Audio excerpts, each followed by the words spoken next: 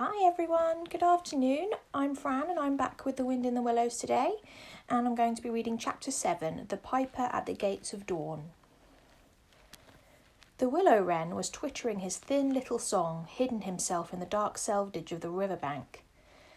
Though it was past 10 o'clock at night, the sky still clung to and retained some lingering skirts of light from the departed day, and the sullen heats of the torrid afternoon broke up and rolled away at the dispersing touch of the cool fingers of the short midsummer night. Mole lay stretched on the bank, still panting from the stress of the fierce day that had been cloudless from dawn to late sunset, and waited for his friend to return. He had been on the river with some companions, leaving the water rat free to keep an engagement of long standing with Otter, and he had come back to find the house dark and deserted, and no sign of Rat, who was doubtless keeping it up late with his old comrade. It was still too hot to think of staying indoors, so he lay on some cool dock leaves and thought over the past day and its doings and how very good they had all been.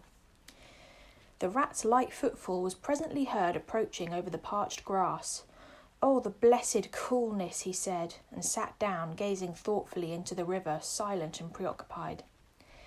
"You stayed to supper, of course," said the mole presently. "Simply had to," said Rat. "They wouldn't hear of my going before. You know how kind they always are. And they made things as jolly for me as ever they could, right up to the moment I left. But I felt a brute all the time, as it was clear to me they were very unhappy, though they tried to hide it. Mole, I'm afraid they're in trouble. Little Portly is missing again, and you know what a lot his father thinks of him, though he never says much about it." "What, that child?" said the mole lightly. "Well, suppose he is. Why worry about it? He's always straying off and getting lost, and turning up again. He's so adventurous. But no harm ever happens to him. Everybody hereabouts knows him and likes him, just as they do old Otter, and you may be sure about some animal or other will come across him and bring him back again all right. Why, we found him ourselves miles from home, and quite self-possessed and cheerful." "Yes, but this time it's more serious," said the rat gravely. "He's been missing for some days now, and the otters have hunted everywhere, high and low, without finding the slightest trace. And they've asked every animal too, for miles around, and no one knows anything about him. Otter's evidently more anxious than he'll admit. I got out of him that young Portly hasn't learned to swim very well yet, and I can see he's thinking of the weir. There's a lot of water coming down still, considering the time of year, and the place always has a fascination for the child. And then they are, well, trapped and things, you know. Otter's not the fellow to be nervous about any son of his before it's time, and now he is nervous. When I left, he came out with me, said he wanted some air, and talked about stretching his legs. But I could see it wasn't that, so I drew him out and pumped him, and got it all from him at last. He was going to spend the night watching by the ford. You know the place where the old ford used to be in bygone days before they built the bridge?" "I know it well," said the mole, "but why should Otter choose to watch there?" "Well, it seems that it was there he gave Portly his first swimming lesson," continued the rat, "from that shallow gravelly spit near the bank. And it was there he used to teach him fishing, and there young Portly caught his first fish, of which he was so very proud. The child loved the spot, and the otter thinks that he came wandering back from wherever he is, if he is anywhere by this time, poor little chap. He might make with the ford he was so fond of, or if he came across it he'd remember it well and stop there and play perhaps. So Otter goes there every night and watches, on the chance, you know, just on the chance." They were silent for a time, both thinking of the same thing, the lonely heart-sore animal crouched by the ford, watching and waiting the long night through on the chance. "Well, well," said the rat presently, "I suppose we ought to be thinking about turning in," but he never offered to move. "Rat," said the mole, "I simply can't go and turn in and go to sleep and do nothing, even though there doesn't seem to be anything to be done. We'll get the boat out and paddle upstream. The moon will be up in an hour or so, and then we'll search as well as we can. However, it'd be better than going to bed and doing nothing." "Just what I was thinking myself," said the rat. "It's not the sort of night for bed anyhow, and daybreak is not so very far off, and then we may pick up some news of him from early risers as we go along." They got the boat out, and Rat took the sculls, paddling with caution. Out in midstream there was a clear, narrow track that faintly reflected the sky, but wherever shadows fell on the water from bank, bush or tree, they were as solid to all appearance as the banks themselves, and the mole had to steer with judgment accordingly. Dark and deserted as it was, the night was full of small noises, song and chatter and rustling, telling of the busy little population who were up and about, playing their trades and vocations through the night till sunshine would fall upon them at last and send them off to their little well-earned repose. The water's own noises, too, were more apparent than by day, its gurglings and cloops more unexpected and near at hand, and constantly they started at what seemed sudden clear call from an actual articulate voice. The line of the horizon was clear and hard against the sky, and in one particular quarter it showed back against a silvery climbing phosphorescence that grew and grew. At last, over the rim of the waiting earth, the moon lifted with slow majesty till it swung clear of the horizon and rode off, free of moorings, and once more they began to see surfaces, meadows widespread and quiet gardens, and the river itself from bank to bank, all softly disclosed, all washed clean of mystery and terror, all radiant again as by day, but with a difference that was tremendous. Their old haunts greeted them again in another raiment, and as if they had slipped away and put on this pure new apparel and came quickly back, smiling as they shyly waited to see if they would be recognised again by it. Fastening their boat to a willow, the friends landed in this silent silver kingdom and patiently explored the hedges, the hollow trees, the runnels and their little culverts, the ditches and the dry waterways. Embarking again and crossing over, they worked their way up the stream in this manner, while the moon, serene and detached in a cloudless sky, did what she could, though so far off, to help them in their quest, till her hour came and she sank earthwards reluctantly, and left them, and mystery once more held field and river. Then a change began slowly to declare itself. The horizon became clearer, field and tree became more into sight, and somehow, with a different look, the mystery began to drop away from them. A bird piped suddenly and was still, and a light breeze sprang up and set the reeds and bulrushes rustling. Rat, who was in the stern of the boat, while Mole sculled, sat up suddenly and listened with a passionate intentness. Mole, who was with gentle strokes was just keeping the boat moving while he scanned the banks with care, looked at him with curiosity. "It's gone," sighed the rat, sinking back in his seat again. "So beautiful and strange and new. Since it was to end so soon, I almost wish I had never heard it. For it has roused a longing in me that is pain, and nothing seems worth while but just to hear that sound once more and go on listening to it forever. No, there it is again," he cried, alert once more. Entranced, he was silent for a long space, spellbound. "Now it passes on and I began to lose it," he said presently. "Oh, Mole, the beauty of it! The merry bubble and joy, the thin, clear, happy call of the distant piping. Such music I never dreamed of, and the call in it is stronger even than the music is sweet. Row on, Mole, row, for the music and call must be for us." The Mole, greatly wondering, obeyed. "I hear nothing myself," he said, "but the wind playing in the reeds and rushes and osiers." The rat never answered, if indeed he heard. Rapt, transported, trembling, he was possessed in all his senses by this new divine thing that he caught up his helpless soul and swung and dandied it, a powerless but happy infant in a strong sustaining grasp. In silence the Mole rowed steadily, and soon they came to a point where the river divided, a long backwater branching off to one side. With a slight movement of his head, Rat, who had long dropped the rudder lines, directed the rower to take the backwater. The creeping tide of light gained and gained, and now they could see the colour of the flowers that gemmed the water's edge. "Clearer and nearer still," cried the Rat joyously. "Now you must surely hear it. Ah, at last, I see you do." Breathless and transfixed, the Mole stopped rowing as the liquid run of that glad piping broke on him like a wave, caught him up and possessed him utterly. He saw the tears on his comrade's cheeks and bowed his head and understood. For a space they hung there, brushed by the purple loosestrife that fringed the bank. Then the clear imperious summons that marched hand in hand with the intoxicating melody imposed its will on Mole, and mechanically he bent to his oars again. And the light grew steadily stronger, but no bird sang as if they were wont to do at the approach of dawn, and but for the heavenly music all was marvellously still. On either side of them, as they glided onwards, the rich meadow grass seemed that morning of a freshness and greenness so unsurpassable. Never had they noticed the roses so vivid, the willow herb so riotous, the meadow-sweet so odorous and pervading. Then the murmur of the approaching weir began to hold the air, and they felt a consciousness that they were nearing the end, whatever it might be, that surely awaited their expedition.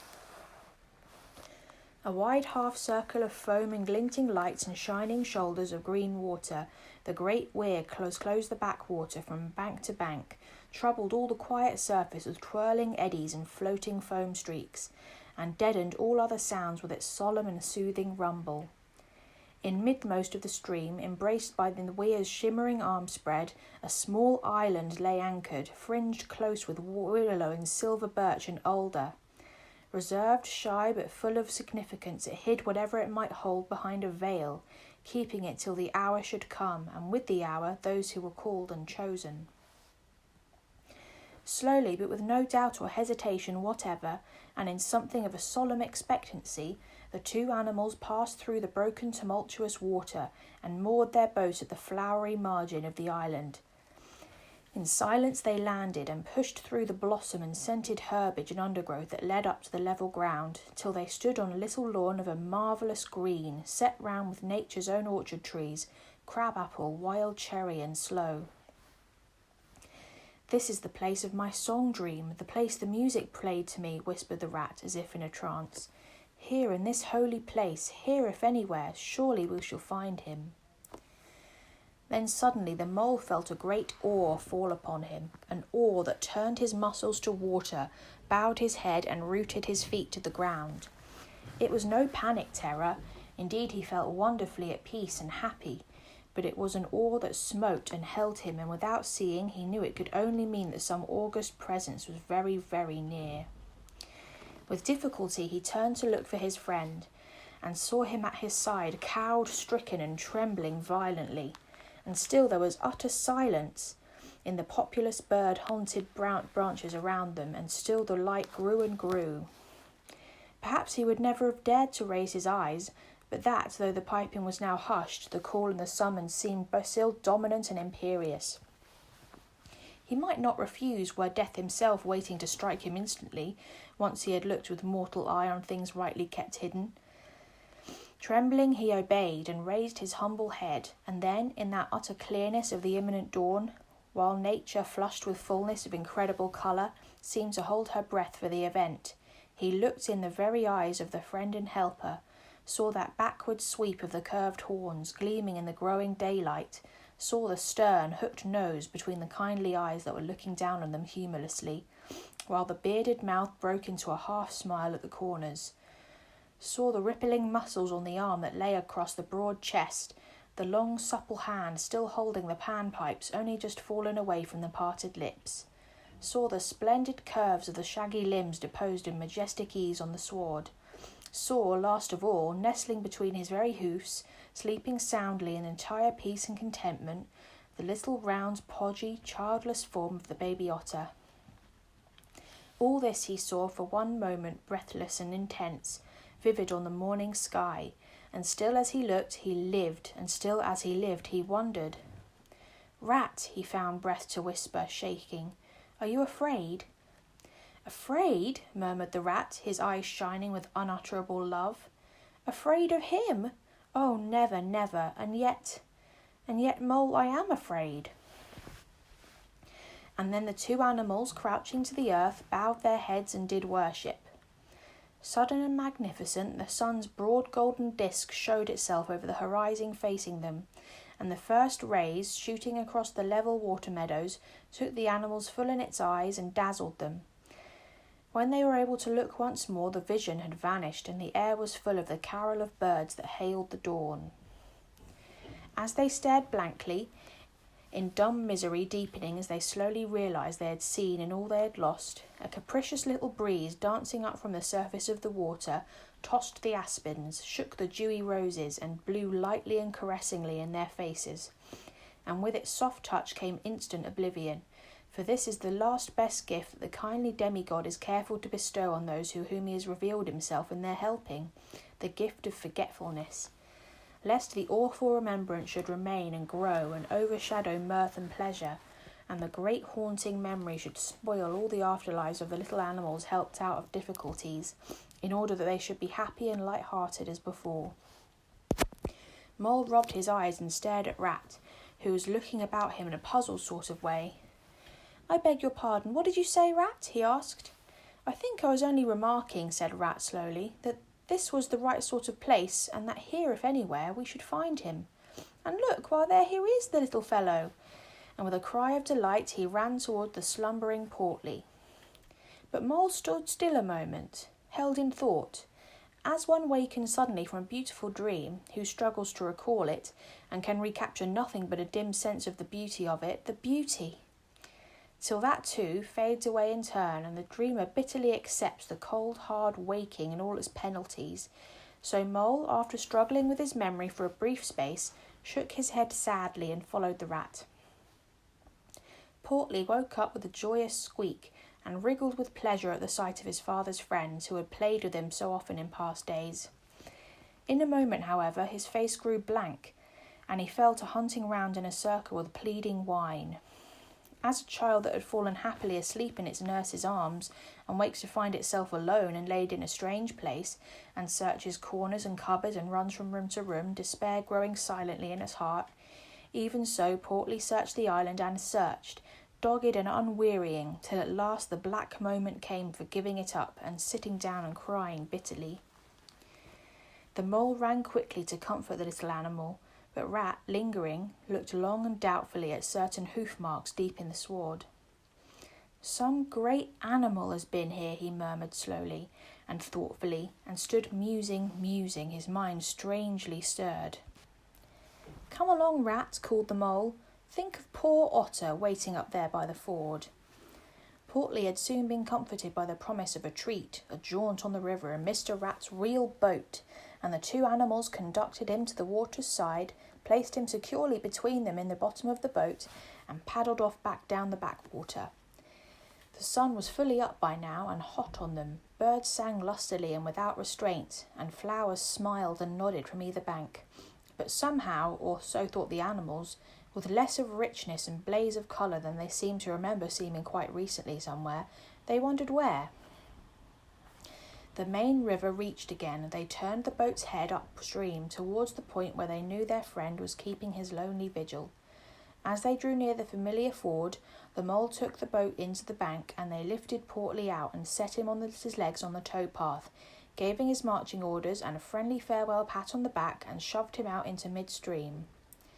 They watched the little animal as he waddled along the path contentedly and with importance, watched him till they saw his muzzle suddenly lift and his waddle break into a clumsy amble as he quickened his pace with shrill whines and wriggles of recognition. Looking up the river, they could see Otter start up, tense and rigid, from out of the shallows where he crouched in dumb patience, and could hear his amazed and joyous bark as he bounded up through the osiers onto the path. Then the Mole, with a strong pull on one oar, swung the boat round and let the full stream bear them down again whither it would, their quest now happily ended. "I feel strangely tired, Rat," said the Mole, leaning wearily over his oars as the boat drifted. "It's being up all night, you'll say, perhaps, but that's nothing. We do as much half the nights of the week at this time of the year. No, I feel as I have just been through something very exciting and rather terrible, and it was just over, and yet nothing particular has happened." "Or something very surprising and splendid and beautiful," murmured the Rat, leaning back and closing his eyes. "I feel just as you do, Mole, simply dead tired, though not body tired. It's lucky we've got the steam with us to take us home. Isn't it jolly to feel the sun again soaking into one's bones, and hark to the wind playing in the reeds?" "It's like music, far-away music," said the Mole, nodding drowsily. "So I was thinking," murmured the Rat, dreamful and languid. "Dance music, the lilting sort that runs on without a stop, but with words in it too. It passes into words and out of them again. I catch them at intervals. Then it is dance music once more, and then nothing but the reed's soft thin whispering." "You hear better than I," said the Mole sadly. "I cannot catch the words." "Let me try and give you them," said the Rat softly, his eyes still closed. "Now it's turning into words again, faint but clear, lest the oar should dwell. and turn your frolic to fret. You shall look on my power at the helping hour, but then you shall forget. Now the reeds take it up. Forget, forget, they sigh, and it dies away in a rustle and a whisper. Then the voice returns. Lest limbs be reddened and rent, I spring the trap that is set, and I loose the snare you may glimpse me there, for surely you shall forget. Row nearer, mole, nearer to the reeds, it's hard to catch and grows each minute fainter. Helper and healer I cheer, small waifs in the woodland wet. Strays I find in it, wounds I bind in it, bidding them all forget. Nearer, mole, nearer. No, it's no good, the song has died away into reed talk. But what do the words mean? Asked the wondering mole. That I do not know, said the rat simply. I pass them on to you as they reach me. Ah, now they return again, and this time full and clear. This time at last it's the real, the unmistakable thing, simple, passionate, perfect. Well, let's have it then, said the mole, after he had waited patiently for a few minutes, half dozing in the hot sun. But no answer came. He looked and understood the silence. With a smile of much happiness on his face and something of a listening look still lingering there, the weary rat was fast asleep. Thank you for listening. That was chapter 7, and I'll be back tomorrow with chapter 8. Thank you for listening. Bye.